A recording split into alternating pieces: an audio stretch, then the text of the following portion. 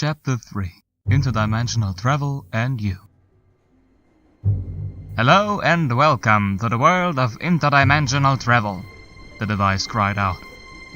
The voice was accompanied by what can only be described as a throwback to old Western can-can style music, the kind usually found in a saloon or brothel. The voice itself was a bit hard to hear, as it seemed like it was recorded in a similar quality of the output of a phonograph device, with heavy audio cracks and a transatlantic quality to the accent. Most remarkable of all was the device's visual elements. A small box, made of what appeared to be some kind of solid metal, possibly steel, made up the base of the object. What seemed like a tiny satellite dish, about the size of Benji's fist, was sticking out on top, and positioned at the base was a cone-shaped projection beaming into the air. The projection played still frames, correlating to what the audio output described, appearing to shake and jostle from time to time, before returning to a more steady state. The device seemed both highly futuristic and contradictorily dated.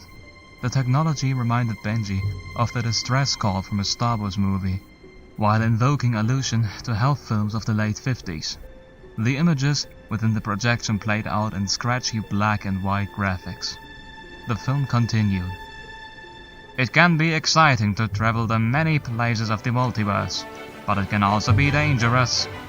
Remember to always follow the interdimensional rules and regulations when passing between possibility-scapes. To begin the instruction, insert tape B now. The projected visuals ended, and the audio ceased. Whatever the strange device was capable of doing now seemed to be over. Benji stood there, motionless, still spread flat against the bathroom wall. He dared not to move, fearing he might once again trigger the machine, possibly summon the yellow child, or even bring about the end of the world, knowing his luck. His life in the last few minutes had been reduced to something out of the Twilight Zone, and he didn't wish to provoke anything more. Okay, he said to himself finally. Maybe it would be best if I just didn't do anything. Maybe this is all some kind of elaborate trick and whoever's behind it will get bored and call a timeout. No such luck. Benji stood for what felt like an eternity, but in reality it couldn't have been more than a minute. Risking consequence, he decided it was time for action. No takers, huh? Benji asked the empty bathroom. Okay then. He backed away from the satellite device, slowly. For all he knew, it could be a bomb, set to self-destruct on completion of its little slideshow. Then again, if that were the case, it would probably have gone off by now. Benji figured he was better safe than sorry.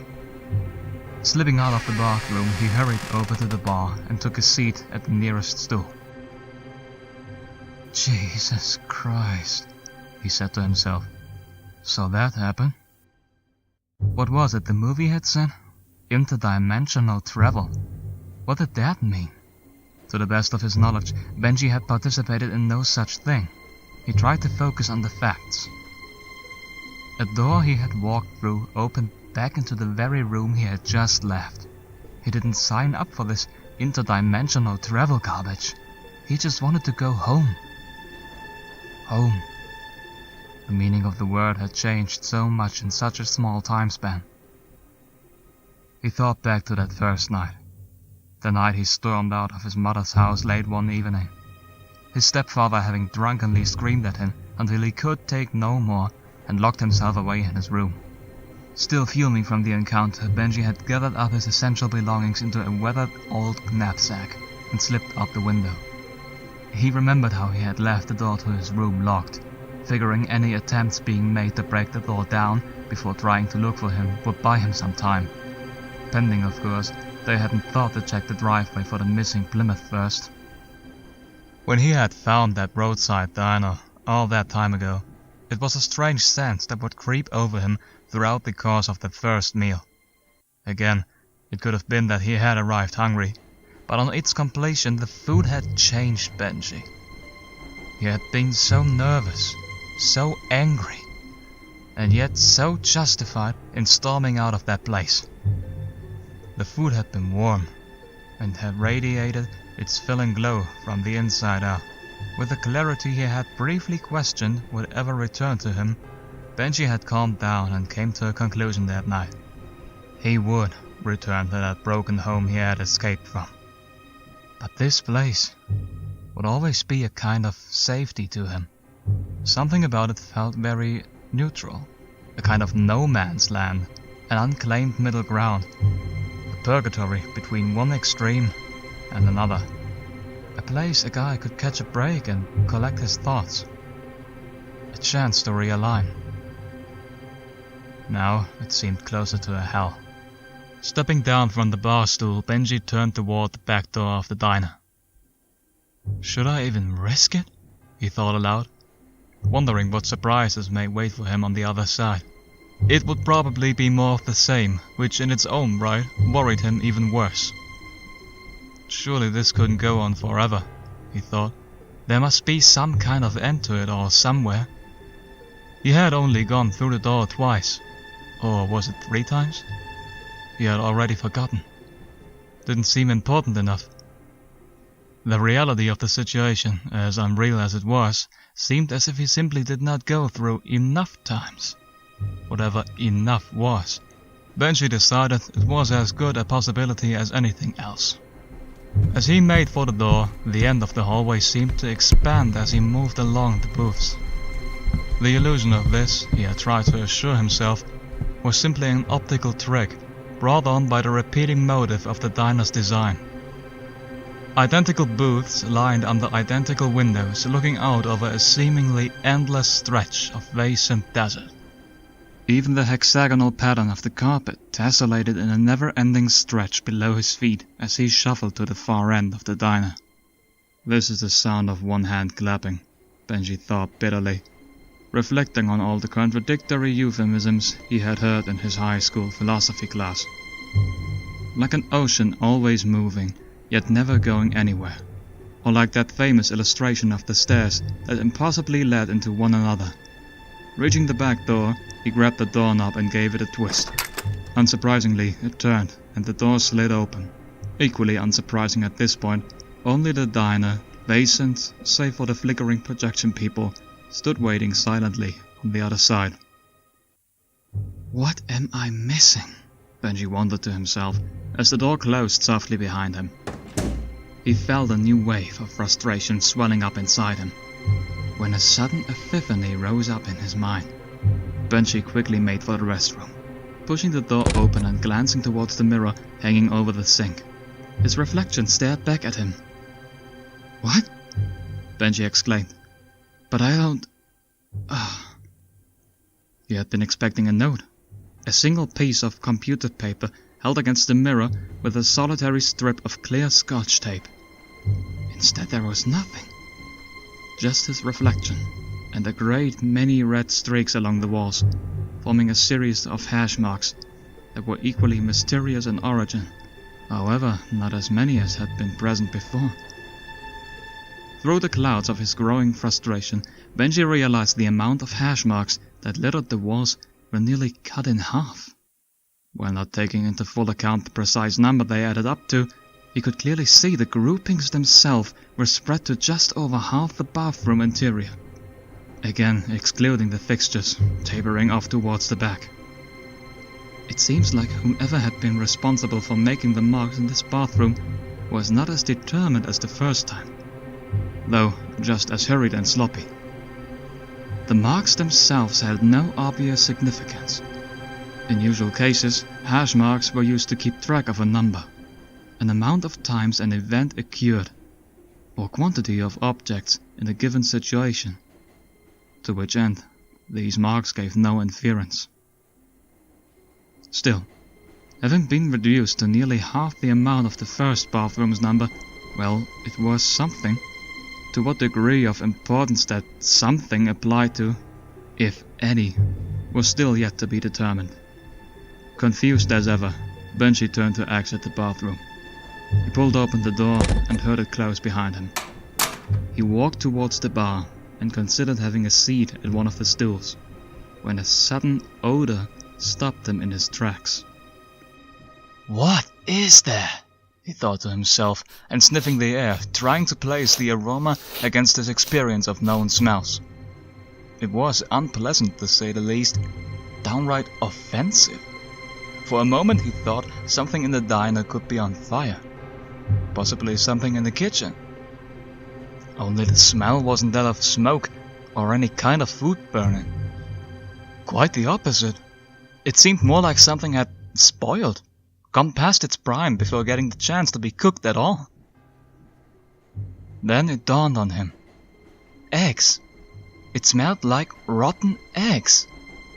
Benji gagged as the smell grew more intense. Oh man! Where's that coming from? Oh, it smells terrible! He called out, noticing the smell becoming stronger by the second. He began to investigate the source of the foul stench, and directed his movements past the end of the bar near the passage to the kitchen. He was about parallel to the kitchen entrance when a chilling sound began to ring out. At first it sounded like the sound of a modem would make, having been dialed up in the early computer era. The combination of bleeps and bloops against the backdrop of an awful high-pitched screech.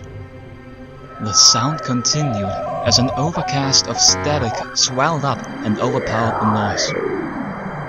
The cacophony seemed to be coming from just behind Benji, compelling him to turn and look down the dining room hall in the direction of the front entrance. What happened next was unlike anything Benji had seen in his life. Just as with the glowing yellow puddles of light that had spawned the yellow bathroom demon, strange grid-like patterns began to emerge, seemingly floating in mid-air. Unlike those yellow portals, the grids seemed to oscillate in small circles, fading on their edges. Like the diner ghosts, the grids appeared to flicker between different opacity levels, never clearly defining themselves as either completely solid or otherwise. It was after nearly 5 seconds of this phenomenon that a series of clearly solid green slabs began to materialize, slamming into one another and building up into a single structure. The slabs were dark green along the outer rim, coming together like a stack of dimes. Their interiors resembled chunks of meat, pinks and reds, giving way to marble-like designs of thin white strips in the formations of lightning bolts. Like a pack of cards cut apart and shuffled into a single deck, the slabs overlaid one another until the single form appeared in all of its hideous design. The object hung there, floating weightlessly. It took the shape of a near-perfect sphere, its green outer layer now completely covering the fleshy reds and pinks underneath the surface. It resembled a giant tennis ball, only with strange barnacle-like welts growing around its surface. A nasty-looking green liquid oozed from the top of the ball and dripped in a replenishing fashion around all sides of the sphere. The thing was large, the diameter of a monster truck tire, yet still it sat in the air with nothing more than a slight hover to telegraph its weight. A low gurgle emanated from the object as the flickering green grids faded completely from sight. Benji, who had been somewhat immobilized by the sight of its abrupt appearance, suddenly felt himself compelled to hide. Ducking into the kitchen through the connecting hall, he crouched down under a small row of low cabinets. The service window hung above him, a place where the diner's cook could slide out finished orders and the waitstaff could collect them. To Benji, it felt like an exposure he should be sure to compensate for. Laying prone against the cabinet, he hoped that whatever this horror was, that he had eluded it. He could hear the gurgling noise just outside the kitchen, and he dared not to make a sound. Yellow children made of light and tentacles, doors that lead to nowhere, hash marks on the bathroom walls, unbreakable diner windows, freaky hologram people, and now whatever the hell this thing was. After a series of anxiety-riddled moments, Benji looked up from the floor and cautiously peered up to the service window. Was it still there? It must not have heard him, or he figured it would have been upon his position by now. Relaxing his body, Benji rolled over onto his back. Glancing past his feet beyond the hall that connected the kitchen and the dining room, Benji saw the strange orb hadn't found a way inside. A good thing, seeing as he would be trapped with no way to go, save maybe through the service window. He could hear an ethereal moaning sound bouncing off the walls of the dining hall. The echoey nature of the noises it made further emphasized the point that it was unlike anything Benji had encountered before. The smell had dissipated slightly, and he could hear the low moans growing fainter. It seemed as if the creature were moving away from him. Crawling along the kitchen floor on his hands and knees, Benji slowly approached the threshold of the doorway connecting to the diner hall. Careful to not bump the cabinets or create a noise with his shoes, he peered timidly from around the edge of the doorway.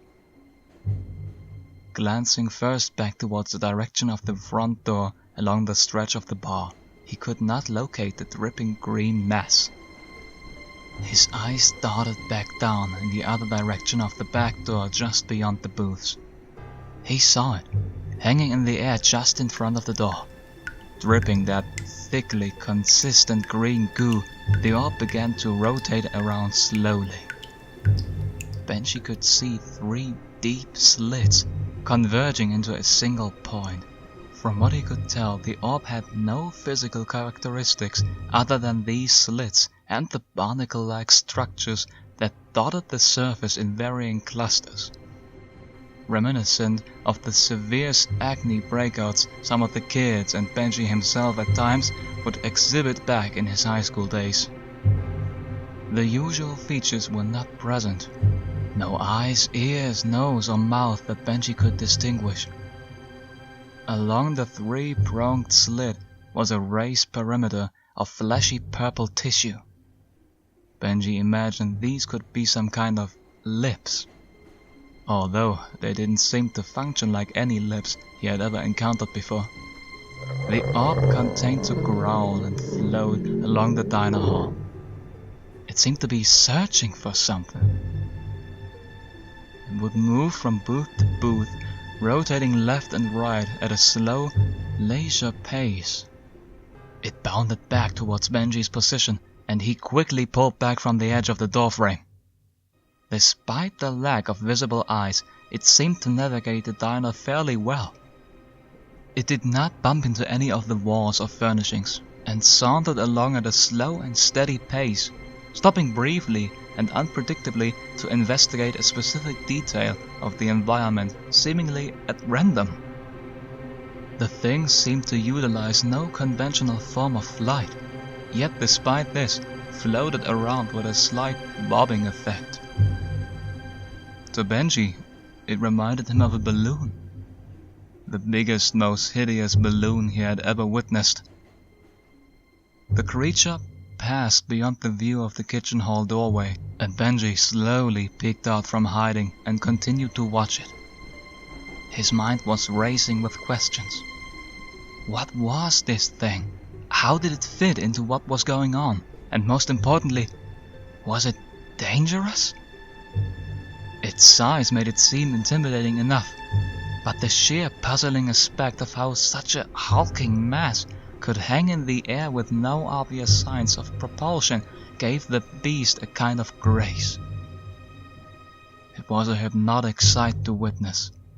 The smell of rotten eggs had nearly faded completely, and the beast had virtually disappeared from sight as it neared the entrance of the bathrooms. Benji peeked out a bit further, trying to get a better look, though keeping his hand on the threshold of the kitchen hallway entrance, ready to pull back and scurry under the cabinets once more, should the creature turn back in his direction. Good lord, it was repulsive. Benji watched as it nudged the door to the man's room. It pushed through, and the door swung back into place behind it. Fuck me. It can open doors, Benji thought aloud under his breath. This was his chance. The thing was in the bathroom now, and he had a clear line of sight from his position to the back door.